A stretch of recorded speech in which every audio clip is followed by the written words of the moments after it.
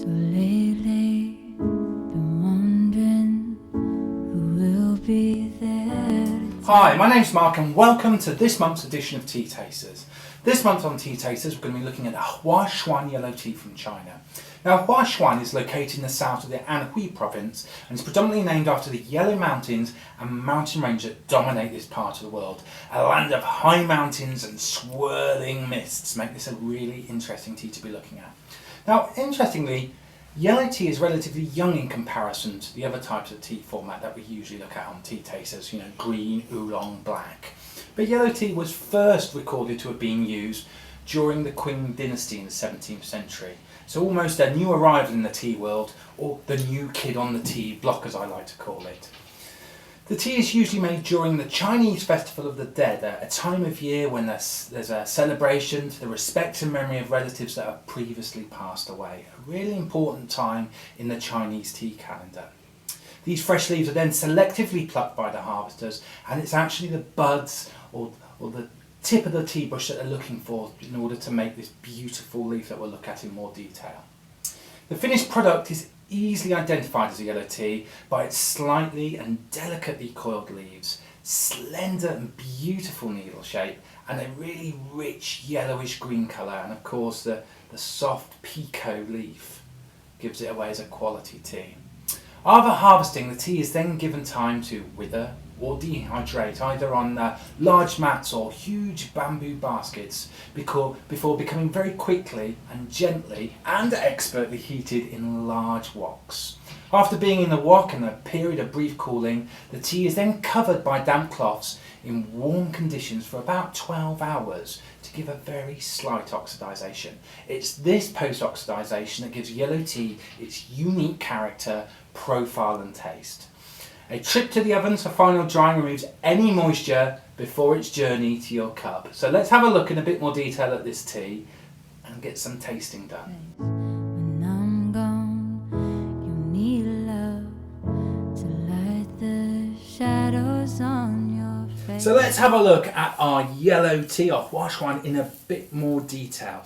Beautiful aromatic tea right here.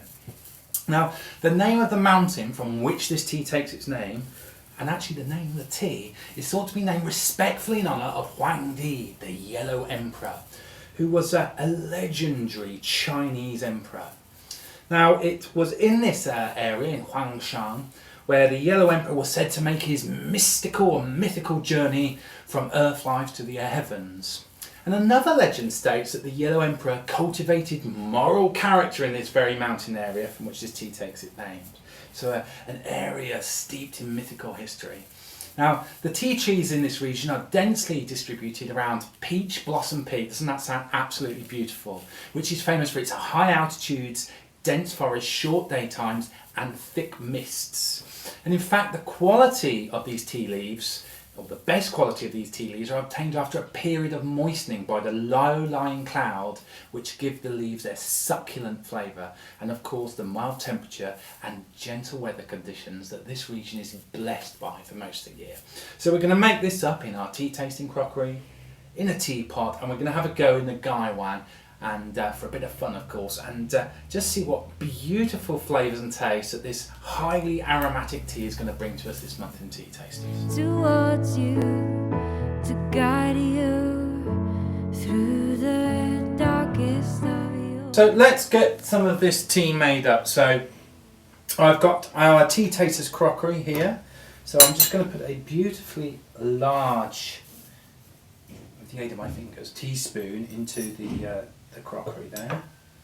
Just fill that with water, and of course, as we say in Tea Tasters, 3.5 minutes. Now, what you can do actually with this tea is just put a little bit more in than what you might normally do, so because it's quite a delicate tea, and that little bit of extra volume helps with some of the mouthfeel, some of the flavour, some of the taste. So I'm going to leave that to do its trick for 3 or 4 minutes. And then in our teapot, if you're going to make a teapot at home, of course, 1 per person, and then 2 for the pot on this tea. Like I said, a little bit more of this is better than not enough. So this is a 2 cup, and I've got a little diffusion chamber here. So I'm going to put 2 3, 4. Oh, it smells electrifying. I'm just going to put that. I love all these infusion devices and our pots and cups. Makes the art of tea definitely a lot more interesting. So I'm going to fill my pot there.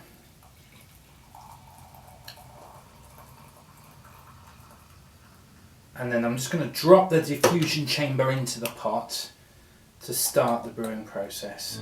If a great wave shall fall, it'll fall. And then of course if you're going to make tea in the gaiwan, what you should be doing first is cleaning everything down. So I'm just going to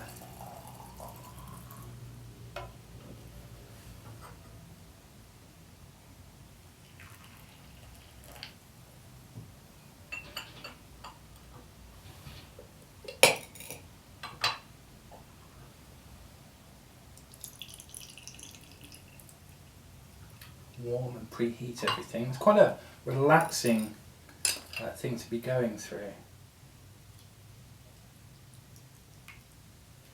Of course, if you've got all the tongs, you can do it with the tongs. So I'm going to put my tea now back in there. I've preheated all the gaiwan. And of course,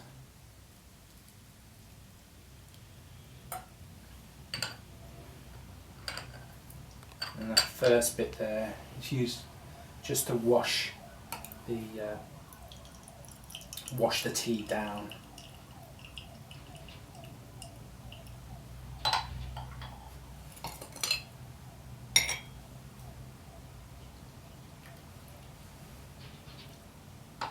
Okay, so we're ready to go now on this.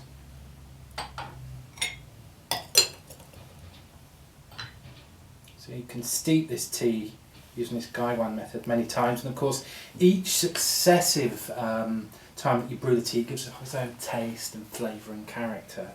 So this very first one you might be only doing for about maybe 20 seconds, 30 seconds, going up each time with the infusion up to a couple of minutes.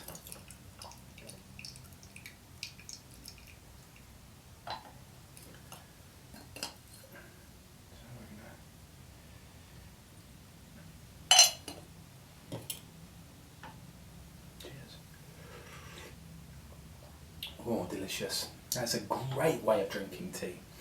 But we'll get back to how we normally do it on Tea Tasters with our crockery and with our pot and cup. And you can already start to see now we're a couple of minutes in, and the infusion, the colour of the liquor's becoming vibrant and a nice golden greenish yellowy colour. Really, really attractive in the pot.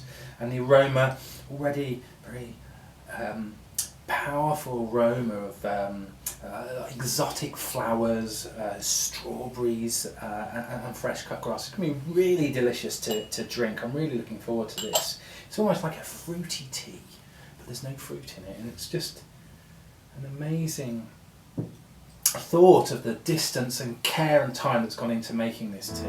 And you're mine. Let's get and have a taste now. So